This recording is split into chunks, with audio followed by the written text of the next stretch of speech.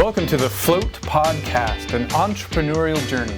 My name is Nick Janicki, once a wide-eyed hippie with purple dreadlocks, and now the founder of the True Rest Float Spa, the fastest growing floating franchisor in the world, and CEO of FloatPod Technologies, the industry leader in float pods. Follow me along in my entrepreneurial journey with what will become the next billion-dollar industry to enter the health and wellness sector. Let's connect with world-class athletes, actors, musicians, doctors, industry experts, and explore the mindsets of powerful entrepreneurs. Let's get this floating party started. Welcome, everyone. I have a very blessed guest here today, and Ronee Kipnes with Anahata Yoga and Sound and Energy Healing Studio in Tempe, Arizona. And she just had her first float, which is crazy because she's a water girl. So you did a 90-minute float, I believe. Yes. And as usual, every episode is sponsored by True Rest Franchising and FloatPod Technologies. So we love the flotation industry, and I can't believe you've never floated before. Thank you so much for being a guest. And so let's start there. Like, tell us about your first float. You literally just got out. It was magical. All kinds of incredible things happened in there. I would have to say within the first 3 minutes, my body was more relaxed than it's possibly ever been in this lifetime. 3 minutes? 3 minutes. Holy cow. At a cellular level, very, very, very profoundly relaxed. And then things changed. Right. And then things started to bubble to the surface, and I started to have aches and pains and little things coming up, and in spaces that I wasn't really expecting, because what was interesting is, had I thought I was going to have pain somewhere, it would have been in a different place where I actually had it. Interesting. But I think it's more not about where I had any kind of chronic conditions, but more where I hold my stress. Right. So I noticed it a lot in my neck, and okay. I had to move around a little bit to reposition myself and get a little bit more comfortable, and then it released. Right. And then it was just gone, and I was just there floating. I'm curious, as this was your first time, a lot of people like music in the beginning and throughout. A lot of people like lights. Were you able to kind of shut off the lights and shut off the music and really get pretty deep, or how did that go? I forgot that you could turn out the lights, so the lights stayed on, but that was fine. Okay, it was not a problem for me. The music was beautiful. Mm-hmm. Loved having the music on. I realized that I was relaxed far before the initial music went off, so I think that was a good sign that I dropped into it pretty quickly. It was just a really beautiful experience for me. In terms of the lights being on, I opened my eyes a couple of times and just was incredibly comfortable. It felt as though I was maybe scuba diving and looking up towards the surface where the light is coming down. So it was a really beautiful experience. Now, we talked yesterday a little bit, and I know you're a business owner, you're an entrepreneur, you work your 80 hours a week some weeks, and I would say for me, floating is something that there's times when I need it, and I look at myself and I look at my body and my physiological state, and I go, I have to float today, or I have to meditate today, or I have to do whatever my practice is today. And for me, floating is the easiest way to just get a full release of stress and feel like that true self is coming out again. And I'd be curious, how did you feel before you got in the tank from a mindset or stress perspective, and how do you feel just now since you got out? I have a pretty strong personal practice, and I meditate for a few hours every day. Yes. So I've got that to always turn to, and that kind of keeps me in perspective. I'm not a very happy person if I'm not doing that on a regular basis. I understand. So it's really, really important. Right. But what I notice is, because I do it so consistently, that the stress will still break through. The stress of the hard work and all of the things that go along with business ownership still pop up to the surface, and I go, well, I've already meditated 2.5 hours, now what? Right. So my next thing would be to turn to something more physical to kind of get it out that way. And I don't always have time to do that. Yeah. I also prefer to be in a more meditative space. So I have to tell you, going in there was absolutely perfect for me. It was a beautiful combination of being able to take my meditative and breath work, those practices, and incorporate them in with the flow tank, and it was amazing because I could really, I think that's why I released so quickly. Right. 3 minutes, I think that's a record. It might not have been 3 minutes, it might have been less. Well, you don't know when you're in there, that's the key. It was just as soon as I laid out and just let my body go and realized I could let it go more and more and more, and then it was completely weightless, and I just don't ever recall ever having felt that completely weightless. Maybe outside of scuba diving, but even then you feel the pressure of the tank on you, and you feel the fins on you. There's things that weight that you're feeling. There was none of that. Really? There Wow. was none. It was beautiful. And so now do you feel incredibly refreshed and kind of ready to go? And I'm still trying to figure out how I feel. Right. I feel very relaxed at a very, very deep level, but very alert. Right. Not fully connected to my body, but not disconnected either. We're starting to call it calm energy. Yeah, that's what it feels like. Or intense relaxation, which is a total, parody in itself. I like calm energy Yeah. because that does feel like how I'm feeling. That's a good description. Right. Yeah. So tell me a little bit about your sound healing and energy work studio, and how you got into that, and then what do you do as a daily practice from a mindset perspective? Okay. Well, I got into Kundalini Yoga about 8 years ago and went through a teacher training program and learned a lot of very ancient practices, tools, techniques, technologies, sciences that can help people in this earth school that we're in. And it's challenging out there. And everybody is faced with their stresses and their challenges on a day-to-day basis. And this gives you practical tools to be able to apply moment to moment to be able to help you to be the best version of you that you can be. So it was such a beautiful practice for me that I decided ultimately it needed to be shared. Right. And wanted to share it with as many people as possible. Teaching was a beautiful way for me to do that, but it was limited in terms of how many people I could reach. So having the studio allowed me to be able to reach a broader audience. Sure. And I love that. And then a few years ago, I came into contact with the sound healing. Well, 8 years ago I did, but that was more with the Gong. But then I found these crystal bowls 3 years ago. And really your realized studio is considered a temple. It is, right? yeah. I mean, you have enough crystal bowls where that is a temple. I have 125 Crystal Alchemy Singing Bowls. Holy cow! Yeah. And the one you showed me one yesterday that had its own binaural beat. I have a couple of them that blew do, my but mind. it's I've amazing. never experienced that. How a single tone can actually go into one ear, stop, go into another ear, stop. And I'm sitting there going, What is she doing? This is, that's one. I mean, how does that technology work with one bowl? I'm not really sure, Yeah. to be honest with you, how that happens. But that is considered a temple portal, that particular bowl. And it's a tall bowl, and I think it must be the way that the sound is coming in through the sides and inside it. But both of my temple bowls have that built-in binaural sound to them. Right. And I have a couple others that do as well, but typically you need more than one bowl to be able to produce that sound because you need two notes that are close in sound but not quite the exact same note. Okay. And that usually will promote that. And so educate me a little bit on the sound aspect of things, because we're trying to integrate basically sound healing into the pod environment. And it's something I'm not very familiar with, but I really feel like sensory deprivation is absolutely miraculous, and it can do everything on its own, and it provides you the environment as the person using it that allows you to meditate. The environment is meditating you. So there's a lot of healing that can happen, not because of the pod, but because of the environment you're putting yourself in. Absolutely. And so what I've been trying to figure out is how can we integrate sound healing into this womb-like environment? And one of the things I've always had an interesting question about is frequencies. And you can have one frequency and then another frequency that's slightly different, but is it based more on frequencies or the actual note of the music that creates the binaural beat? It's more the note. It's more the note. Yeah, it is more the note, and then it being very close in sound. Okay. So if you had two C bowls and they were off by just a little bit, that's where you're going to get your beat. So it's more in that. But the frequencies come in more in terms of the actual healing. Got it. And what happens with that is, everything is vibrating. Everything is energy and everything is vibrating. And in your body, every single cell in your body has its own vibrational frequency. Yours is different than mine. Right.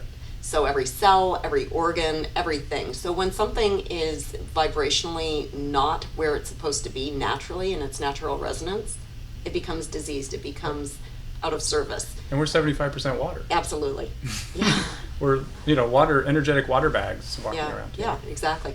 So when you start using the bowls and the gongs and different things for sound healing, it fills in those missing frequencies and allows your body to come back into a state of balance where it intrinsically just wants to heal itself. Okay, interesting. So, I've never owned a crystal bowl. So we came into Ronee's shop yesterday. And We do now. And now we do. And it's something I've always been curious about. So as a newcomer to sound healing, what would your recommendation be for someone that's never experienced a crystal bowl healing, at all, and it's something brand new and maybe even considered woo-woo to some people in the mainstream? How would you invite them to come and try something like that, especially to your studio if they're here locally? Absolutely. I would just tell them to come in and not to have any preconceived notions whatsoever. Mm-hmm. Don't even think about it. Just come in and just try it, because it's completely experiential.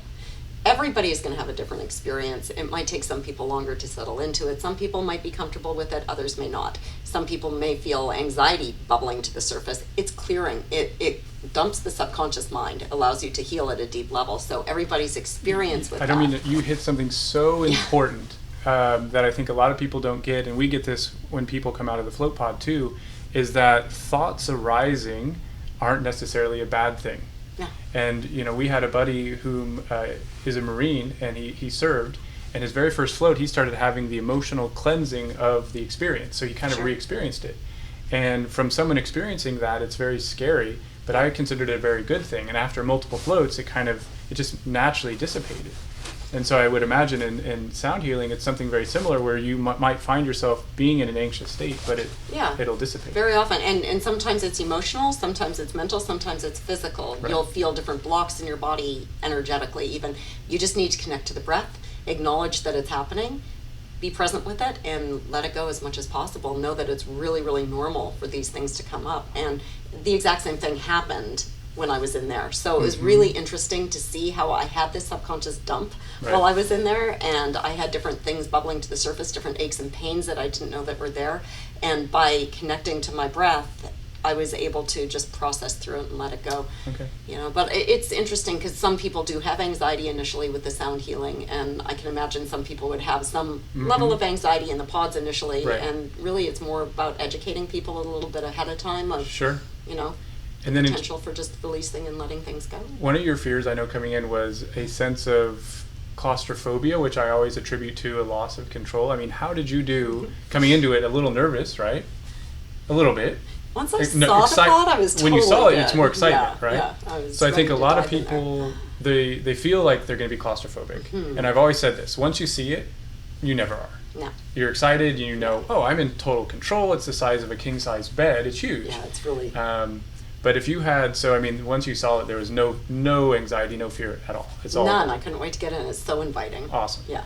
Awesome. Yeah, and there wasn't for 1 second any sense of claustrophobia. It was it was very nurturing and very comforting. It's the mother. It's a mother. It's a mother like yeah. So if you could integrate what you're doing with sound healing into a pod environment, what is something you would try? If would you have someone playing crystal bowls around you, or what would you do if you could have your ideal environment? Oh, there's so many things I could do with that. I would love to have somebody playing crystal bowls around it. I would love to have somebody doing gong even while I was in there. I would absolutely love to have Abel in there with me, floating. Really? Just floating. Okay. I mean, they're conscious. You'd have the bowl floating? I'd have the bowl just Could you floating. play a crystal bowl while you're floating? No, because it would be it would for sure be challenging, and you wouldn't be very relaxed. No. So I would say no, but I think it would be really amazing just to have the energy of the crystal in there with you. Right. Very healing unto itself, along with already what it's doing. So we've had people ask me about that, if they can bring crystals in, and I'm really nervous because I'm not sure are there certain crystals obviously that'll dissolve, right, in salt water, and there's others that will be okay, or what's your recommendation with someone bringing crystals in? I'd be okay with that. Yeah? Yeah, I don't think it would be a problem. Okay. I mean, I think you can warn them that if anything happens to your crystal, it's not our problem, but it's not going to hurt anything, Okay. I don't think. All right. Yeah, I love the energy of the crystals, and that with the water, the salt, all of it, it's just such a powerful combination. Okay, awesome. Definitely. Well, I would love to learn more about, so how long have you had the center right now? Anahata's been open for a year and 3 months. A year and 3 months, okay. And, what are some of the things from now, maybe an entrepreneurial standpoint, that, if someone wanted to start a sound healing studio or wanted to learn more about sound healing in general, what would your recommendation be? Well, again, I think to learn more about sound healing, come in Just and experience it. And start there, and then we do sound healing workshops as well, and we do a lot of different things. And there's things that we can do one-on-one with the crystal bowls. We incorporate sound into every single class. So Okay. we have 7 different types of yoga that we practice in there, and sound is incorporated everywhere, as well as specific sound during the healing. yoga, really? Yeah, Well, yeah. tell us a little bit more about that specifically. Okay. Well, with the Kundalini Yoga, we are either incorporating gongs or we're incorporating the crystal bowls during the layout period. During a sonic flow, we would be doing a vinyasa flow. Okay, so what's type a of yoga. sonic? So I'm ignorant with yoga. That's So okay. you have to explain the terminology. Okay. So vinyasa is more of a flow type of yoga, and So that's we- more kind of body movements and Yeah. very slow motion. And It can be a little intense. It Okay. depends on who's teaching the class. It can be all the way from very mellow to boot camp. Okay. So, All right. you know, depending on the teacher, and I think the students are starting to get an idea of what's what. But Sure. we do incorporate the crystal bowls at the beginning, sometimes a little bit of gong at the end. And then we also incorporate a little bit of chanting and mantra and stuff like Ah. that. So all of the Kundalini Yoga classes have mantra, Okay. chanting. Sure.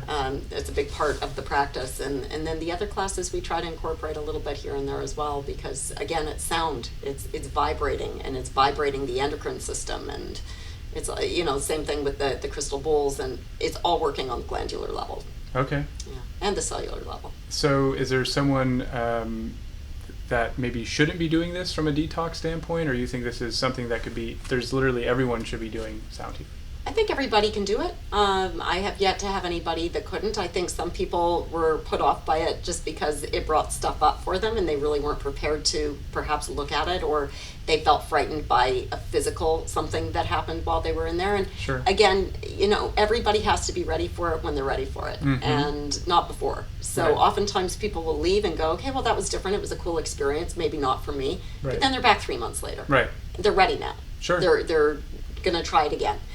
Some people will try it and say, absolutely not for me. That freaked me out, and they run for the hills, and that's okay. You know, That's okay see you too. next lifetime, and, Right. and that's that. But Okay. you know, there's those people that do it once, and they're hooked, and they will be back over and over and over again, and they will come in every single day because they feel, Yep. and it's And such that's an a perfect word experience for it, is them. feel. And I think, you know, that's what you've hit on with sound healing and floating and everything, is you just have to feel it. And, you know, it's funny, the Chinese character for medicine is a combination between, for the Chinese character for music and like herb. And so in Chinese culture, music is absolutely a medicine. Yes. And I think that's something that's been lost in Western society as a whole. But I mean, there's so many great technologies now being brought back, especially into the frequency related things. How you were talking about is every cell has a certain vibration, and it's about, accentuating the good and getting rid of the bad frequencies. Yeah. It's actually really interesting too how it's really more integrated into Western medicine, allopathic normal medicine. I actually have a relationship with both the Virginia G. Piper Cancer Center and Sure. the Mayo Clinic, the American Cancer Society, and they're using sound healing Really? with cancer patients Wow. as an additional therapy. That's huge. In addition to the traditional therapies that they're using. So what kind of sound healing? Crystal bowls, gongs. Really? There's a doctor, Wow, that's so good to hear. Dr. Mitchell Gaynor, that and actually he just passed last week, but he was one of the biggest proponents of bringing sound healing in to oncology practice, Right. and could see the benefits that his patients were receiving from it in terms of release of anxiety and depression, and giving them just more an overall feeling of well-being while they were going through traditional treatments. Okay. Yeah. Interesting. We actually do something with, it's called the SEVA project, where we have patients that are in cancer treatment. SEVA, that come in- S-E-V-A? S-E-V-E-A. Okay. S-E-V-A. Okay. And it means selfless service. Okay. And we allow patients that are undergoing cancer treatment to come into the studio and experience the sound healing for free. Okay. Wow. That's beautiful. Just give them extra support. Absolutely. I love that. If we're winding down, but if there's one question that I didn't ask that I should have asked regarding sound healing, energy work, yoga, Kundalini, what would it have been? What's the last words of wisdom that you can give people watching this? Just try it. Just try it. Try it and float. Right. Do it and float, and chant while you float and breathe while you float. And Well, you got to breathe while you float. no, I but mean know. really breathe, like really connect to the breath consciously, just like you would with the sound healing. Yes. And just Absolutely. be very conscious about it until you release, and then you get to be not conscious about anything. And, Right. And it's wonderful. And it is wonderful. Yeah. Well, thank you so much. Thank you. Absolutely. And we'll Floating's put fun. floating is fun, and Yeah. it is incredible therapy, and I would love to start figuring out how to integrate the work you're doing into the float pods. Well, And let's do it. I agree. Yeah. And so if you're listening to the audio version of this, check out the video version. Obviously we'll put your studio up there on our website, and any resource we've talked about we'll put on there. Great. Thank you very much. Thank you.